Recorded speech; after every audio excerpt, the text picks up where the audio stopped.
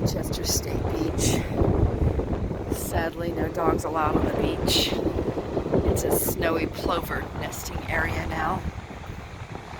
But I just wanted to take some video. I know it's windy. It's a February day in Northern California. Cold, breezy beach evening. And I love this beach. I used to come here a lot 25 to 15 years ago, maybe longer ago than that even. And it's changed. That's how nature is, right? Things change.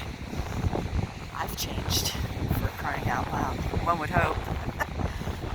And that's the growth process. So I wanted to show people have been building with some of this driftwood.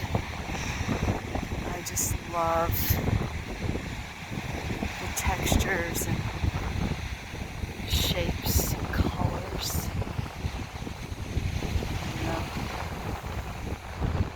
being a highly sensitive person, I process this stuff quite a bit.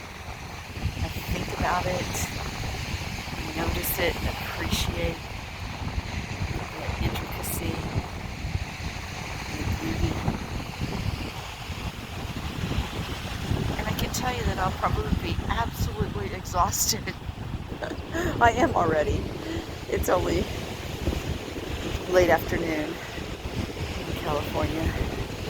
There, see, it's a selfie because you can see my shadow moving along.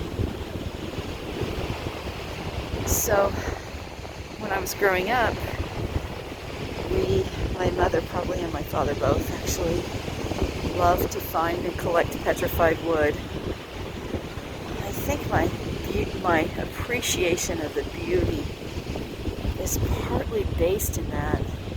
Like this, from a distance, you couldn't even tell, was this a rock or a piece of driftwood? It's wood. And it was a big tree. Probably a coastal redwood.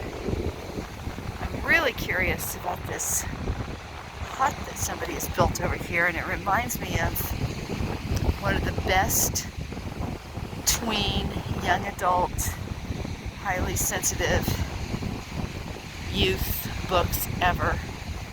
My Side of the Mountain.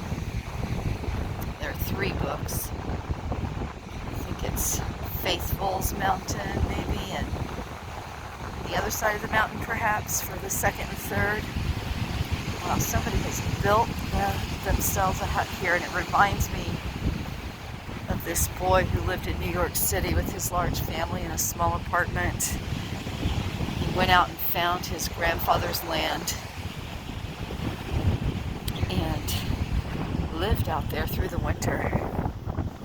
That kid was a sensitive kid, and that book was something that my son and I treasured together.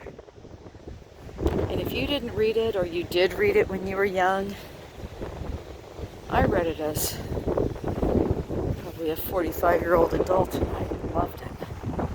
I can't recommend it highly enough. So what do you think? Should we spend the night in here? It looks pretty cozy. It's pretty warm.